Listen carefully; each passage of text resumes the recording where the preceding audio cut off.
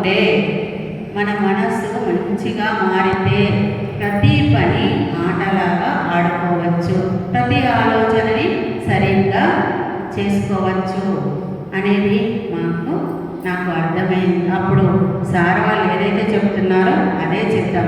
ప్రతి చిన్న పని చేసినా ఇది మన ఎదుగుదలకు అనుకుంటే చేయాలి, ఎదుగుదల లేదనుకుంటే మానుకోవాలి.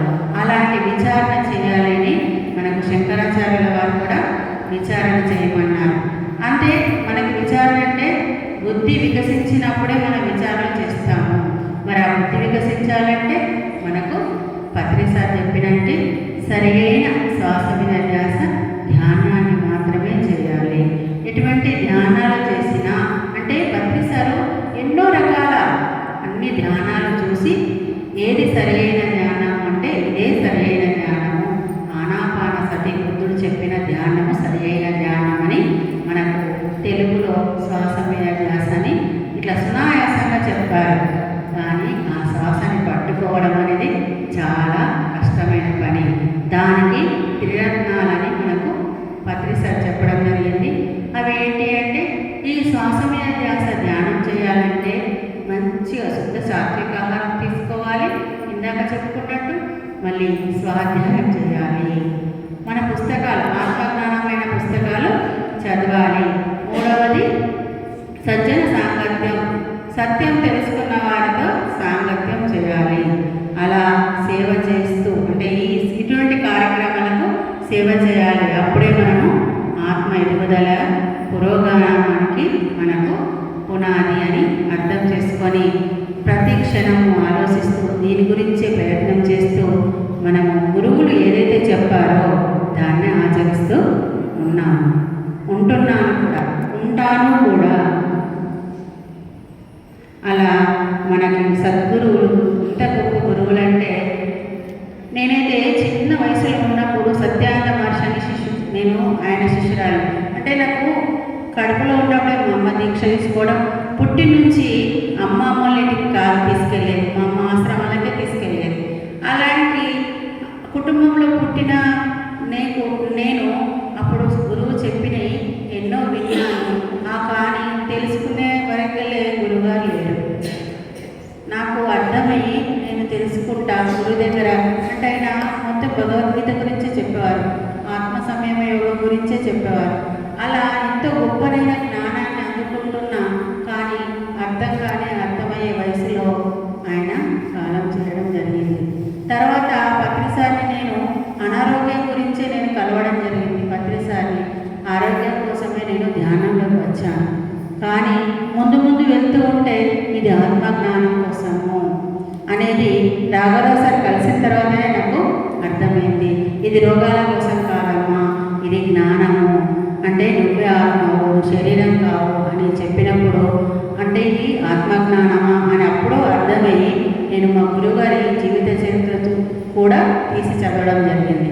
ఆయన ఏం చెప్పారు మరి, ఎందుకంటే చిన్నప్పుడు మనకు బాగా నేర్పిస్తారు, గురువుని వదలద్దు, వేరే గురువుని పట్టుకోవద్దు అని ఇలాంటి మాటలు మనకు చెప్తారు. కానీ ఇప్పుడు లేరు కదైనా, మరి ఎలా అని ఆయన జీవిత చరిత్ర చూసి చదవడం జరిగింది. ఆయన కూడా ఇదే చెప్పారు అని అప్పుడు అనుకున్నాను, మా గురువుగారే పత్రేశ్వర రూపంలో వచ్చారు అని చెప్పి పూర్తి విశ్వాసంతో నేను సాధనని చేస్తూ వచ్చాను. మళ్ళీ పిల్లలు చిన్నగా ఉన్నారు, పిల్లలు ఎక్కడోళ్ళు అక్కడ అయిన తర్వాత పత్రిసారి ఎక్కడికి వస్తే అక్కడికి వెళ్ళొచ్చు అన్న భావనలో వెళ్ళలేకపోయేదాన్ని. కానీ పత్రిసారి కూడా మన కళ్ళ ముందు నుంచి వెళ్ళిపోవడం జరిగింది. అప్పుడు నాకు అయ్యో గురువుగారు లేరే అని అనుకున్న సమయంలో చాలా బాధతో ఉన్న పత్రిసారు శక్తిస్తారు అక్కడ కూర్చొని సాధన చేస్తున్నప్పుడు నాకు రాఘవరావు సార్ని పత్రిసారి చూపించడం జరిగింది. గురువు లేరుగా గురువు ఉన్నాడు. అప్పుడు అనుకున్నాను, లేని గురువులు అంటూ బాధపడడం కాదు, ఉన్న గురువులని పట్టుకోవాలి. నాకు పత్రిసారి సద్గురువుని చూపించారని ఆ రోజు నుంచి ఈ రోజు వరకు రాఘవరావు సారు, రాజలక్ష్మమ్మ ఏది చెప్తే అది చేస్తూ వస్తున్నాను. అంతకుముందు క్లాసికల్ మైండ్ ఆలోచించాను, ఎందుకంటే పత్రిసారికి శిష్యులలో నాలాగా వాళ్ళు కూడా అనుకునేదాన్ని. కానీ కాదు, అందరూ ఉంటారు, కానీ సాధన బాగా బాగా చేసి గురువులు చెప్పింది ఆచరించిన వారు చాలా ఎదుగుతారు. అలా ఎదిగి 22 సంవత్సరాల నుంచి భీమవరంలో ఆత్మజ్ఞాన శిక్షణ శిబిరాన్ని నిర్వర్తిస్తూ మళ్ళీ ప్రతి ఊరు నెలకు 22 రోజులు 23 రోజులు తిరుగుతూ ఉంటారు మన గురువులు ఇద్దరు. 76 సంవత్సరాల వయసులో, మరి అంత వయసులో ఇంత జ్ఞాపక శక్తితో క్లాస్ చెప్తున్నారు, ఇంత తిరుగుతున్నారంటే వాళ్ళు చేసిన సాధనే. మన పత్రి సార్ చెప్పింది తూచా తప్పకుండా పాటించారు వాళ్ళు.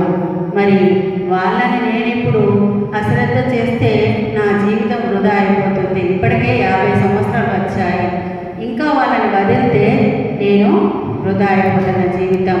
మరి అప్పుడు చెప్పినట్టు యోగంలో మరణిస్తే మరి శ్రీమంతుల ఇళ్లలోనైనా లేదంటే యోగుల ఇళ్లలోనైనా పుడతారు అన్నారు. మరి గత జన్మలో ఏ పుణ్యం చేసుకున్నానో యోగుల ఇళ్లలో పుట్టాను, కానీ ఇంకా మనసు మలినం ఉండడం వల్ల నేను ఇన్ని రోజులు అశ్రద్ధ చేయడం జరిగింది. మరి చిన్న ఉన్నప్పుడే శంకరాచార్యుల వారికి జ్ఞానం మీద ఆసక్తితో ఇంట్లో నుంచి వెళ్ళిపోవడం జరిగింది. మరి ఆయన పెళ్లి చేసుకోవచ్చు కదా, వాళ్ళ అమ్మ పెళ్లి చేసుకోమన్నా కూడా చేసుకోకుండా సన్యాస దీక్ష తీసుకోవడం జరిగింది. అంటే పూర్వజన్మంలో చేసిన పుణ్యం, చేసిన సాధననే చిన్నప్పటి నుంచి ఈ సాధనలోకి రావాలని ఉంటుంది అనేది మనకి ఇక్కడ అర్థమవుతుంది. అలా ఈ జన్మల చేసుకున్నది మరో జన్మకైనా ఉపయోగపడుతుంది అన్న ఉద్దేశంతో నేను గట్టిగా పట్టుకొని సాధన చేస్తున్నాను. ఇంకా నేను కొంచెం అశ్రద్ధని, అంటే ఇంకా మనసు మలినం కదా, మాయ. ఎందుకంటే ఏమంటే ఎవరన్నా ఎక్కడన్నా మాట్లాడుతుంటే మనసు ఉరుకుతుంది, అక్కడికి పోయి కూర్చోవాలి, వాళ్ళ విషయాలన్నీ తెలుసుకోవాలి అని అనిపిస్తుంది. అంటే మనకి ఇక్కడ అమ్మ చెప్తారు, విషయాసక్తి వదలాలి అని అమ్మ చెప్తారు. అంటే మనం ఆత్మ మీద ఆసక్తి పెంచుకోవాలి. నేను ఆత్మని అన్నప్పుడు మరి ఆత్మ గురించి ఆలోచించాలి తప్ప వేరే విషయాల గురించి ఆలోచించకూడదు. నశించిపోయే ప్రపంచంలో ఎన్నో వింతలు వినోదాలు ఉంటాయి, కానీ అవేవి మనకు ఉపయోగపడవు. అంటే మనం అంటే ఇక్కడ ఆత్మ, అందుకనే ఆత్మకు ఉపయోగపడే పనులు చేయాలి. అది మనకు ధన రూపం కావచ్చు, సేవా రూపం, అంటే మన సమయాన్ని ఇవ్వచ్చు, ఎటువంటి పనులైనా చేయొచ్చు. చిన్న పని చేసినా ఆత్మకర్మే అవుతుంది అంటాడు సార్. ఏ పుణ్యకార్యము వద్దు, ఏ పాపకర్మ వద్దు, మనకి ఆత్మకర్మ చేయాలి, అదే మనని ముక్తికి మార్గం అని చెప్తారు. అలా మనం ఆత్మకర్మలే చేయాలి తప్ప ఏ కర్మలు చేయకూడదని తెలుసుకుంటూ మరి ఇంకా చాలా నేర్చుకోవాలండి. ఏమీ రాదని చెప్పాలి. జ్ఞానంలో సముద్రం అంతా ఉంది, అలా ఒక చుక్క నీటి బొట్టులాగా ఉంది, తీసుకున్నాము. ఇంకా ఎంతో సాధన చేసి జ్ఞానాన్ని పెంచుకోవాలని మన గురువుల ద్వారా తెలుసుకుంటూ నేను ముందుకెళ్తున్నాను. మీరందరూ కూడా మనము పట్టుకున్నాము సద్గురువుల్ని, పట్టు వదలకుండా సాధన చేద్దాము, మంచిగా ముందుకు వెళ్దాము. మనలో మనకు ఆనందాన్ని తెలుస్తుంది, సాధన చేస్తూ ఉన్న కొద్దీ తెలుస్తుంది. కానీ నేను ఎప్పుడు వచ్చామన్నది కాదు, ఎంత గట్టిగా పట్టుకున్నామన్నదే ముఖ్యం. అది పట్టుకోవాలి. ఇక్కడ నేను ముందు 15 సంవత్సరాలు చేసి రజని మేడం గొప్ప, మేము ఇప్పుడు ఈరోజు వచ్చాము కాదు, ఏ రోజు వచ్చినా గురువు చెప్పిన మాట గట్టిగా పట్టుకొని సాధన చేసినప్పుడు ఎంతైనా ఎదుగుతారండి. అలా మనం ఎదగాలంటే మంచి మార్గం శ్వాస మీద ధ్యాస, ధ్యానాన్ని, మన గురువుల్ని పట్టుకొని సాధన చేద్దాము. వాళ్ళని వదలకుండా మనము సాధన చేయాలి. భీమవరం వస్తే ఎంతో గొప్ప సాధన అవుతుంది.